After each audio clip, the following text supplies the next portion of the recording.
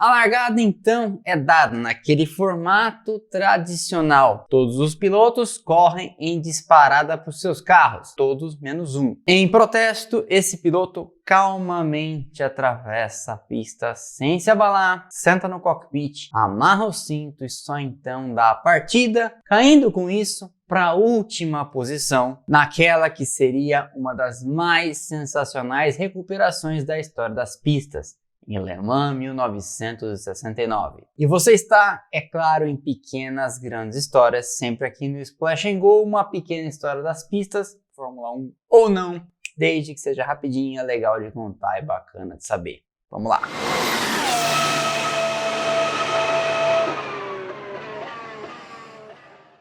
Mas antes, esse vídeo é patrocinado pela nossa parceira AGP Parts, um e-commerce especializado em peças e acessórios das melhores fabricantes do ramo. Aquelas que você vê aqui direto correndo nas pistas e que podem equipar também o seu carro. Cintos, luvas e sapatilhas da Sabelt, freios da Brembo, rodas da Aussie Racing, BBS e NK, filtros da Sprint Filter, componentes para suspensão, tudo aquilo que você puder imaginar, eles têm por lá. E o site é fácil, bonito, rápido e tem tudo à pronta entrega, o que significa que no instalar de dedos vai para o seu carro. Então, acabando aqui, confira o site da GP Parts. No YouTube o link está aqui embaixo na descrição, que com certeza você vai encontrar alguma coisa para sua nave. E o site deles tem tudo em até 10 vezes. E em 10 vezes se há de convir comigo. Dá uma facilitada, não dá? Então é isso.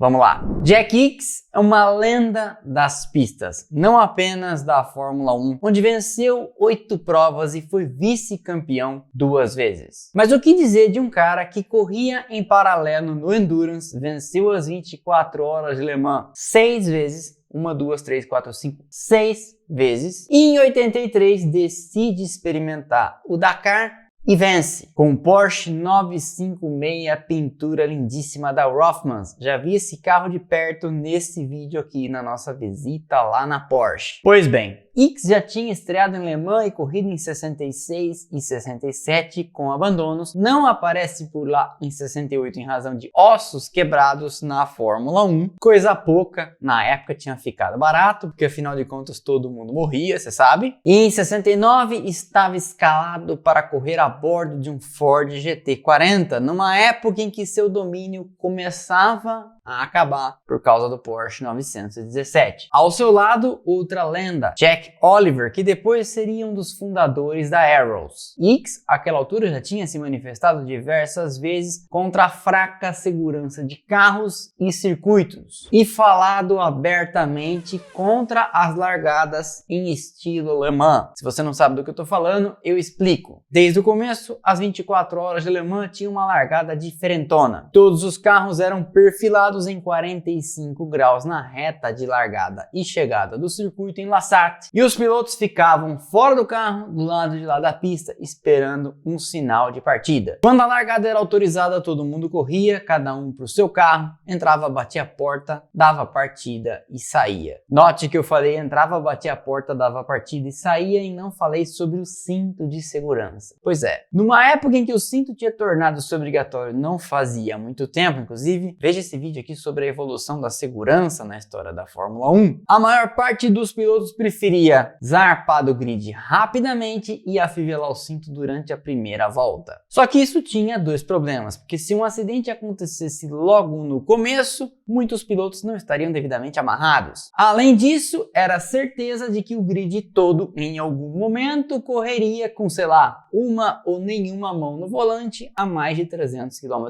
por hora, valendo posição em Le Mans. Totalmente seguro, como diria meu irmão Danilo, fully safe. Pois bem, Ickx era contra, e quem o conhecia sabia que ele não deixaria aquilo barato. Ele estava indignado porque os organizadores tinham mantido de 68 para 69 a mesma disposição, autorizando as largadas ainda no formato tradicional, mesmo depois de um acidente que encerrou a carreira de um amigo de Ickx no ano anterior. Na primeira volta, ele, William Marez, acho que é assim que fala, o editor vai pôr aqui para vocês na tela, Willy Merez, que tinha partido sem o cinto afivelado, e quando bateu, não estava amarrado. Depois de uma semana inteira de treinos livres e classificação, com o sol no dia da corrida, o tempo estava nublado, mas seco. Uma multidão estava presente quando a bandeira baixou, autorizando a largada. Todo mundo menos um, como eu comentei no começo, partiu para os seus carros e Ickx atravessou a pista na maciota. Quer dizer, na maciota não sei bem se foi o caso, afinal de contas, mesmo que ele não fosse correndo, o resto do grid todo foi e era perigoso pra cacete estar ali no meio do asfalto vacilando. Mas que ele não correu, ele não correu. Entrou no carro, bateu a porta, amarrou-se inteiramente no banco e só então deu a partida e saiu. Esse expediente fez com que ele caísse para último, obviamente. Só que o que ele mais temia e tinha avisado que poderia acontecer, de cara marcou presença. Porque na primeira volta, sem cinto, John Woolfolk, que tinha adquirido um Porsche 917 para correr privado, sofreu um grave acidente e já chegou sem vida no hospital. Woolfolk não tinha experiência, menos ainda com um carro poderosíssimo como o lendário 917, e tinha sido chamado de lado pelo diretor de corridas da Porsche, Rico Steinemann, e avisado: não é o caso de você deixar um piloto profissional partir com o carro no começo e você assume depois que as coisas derem uma acalmada. Ele recusou na primeira volta, perdeu o carro na Maison Blanche, ele foi atirado para fora do carro esse que se desintegrou e o tanque de combustível foi parar, cheio até a boca, porque era o começo da corrida, no meio da pista. O tanque foi atingido pela Ferrari de Chris Amon numa imensa bola de fogo. Amon acionou o extintor dentro do cockpit e escapou sem ferimentos, mas foi de cara eliminado da corrida. Os destroços bloquearam praticamente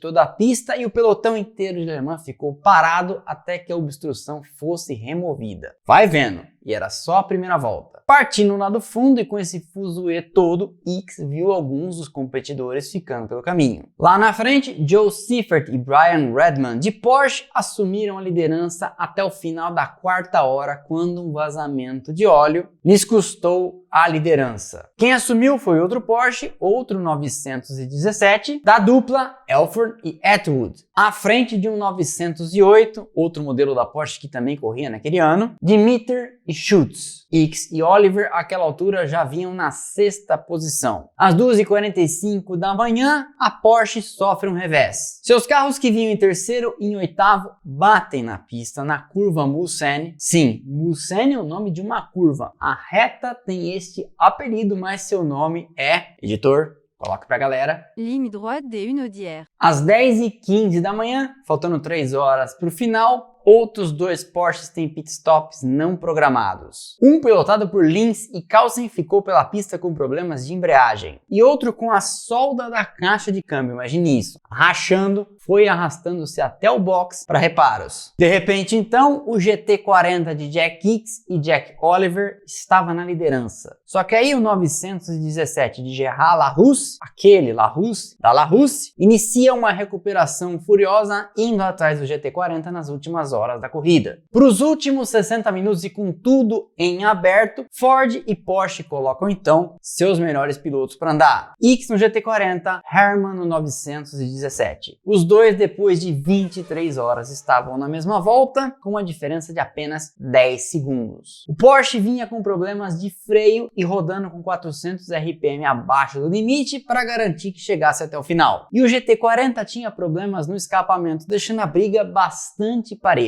Num final dramático, o Porsche e o Ford foram trocando posições e trocando vácuo furiosamente. Le Mans então prendeu a respiração e Ickx sabia que se entrasse no último retão na frente, seria ultrapassado. Os dois também tinham problemas de combustível, então virou uma disputa de quem ficava atrás de quem para usar o vácuo e não gastar tanta gasolina. Só que eles cruzam a linha de chegada do que seria a última volta 1 minuto antes de 24 horas, o que significava que teriam que dar outra imensa volta de 14 km por Le Mans. Na última volta, então, Ickx simula um problema de motor, tira bastante o pé, Hermann ultrapassa e o belga, Jack Ickx é belga, segue no vácuo, usando aquilo para economizar combustível e dando o bote no final da volta. Jack Hicks e o Ford venceriam então as 24 horas de Le Mans de 1969 depois de partir, não do grid, mas largar em último por causa do cinto de segurança, para vencer na última volta com poucos segundos de vantagem para o temido Porsche 917. Glória eterna então para Jack Hicks e Jack Oliver na última vitória do GT40 antes que começasse a era de domínio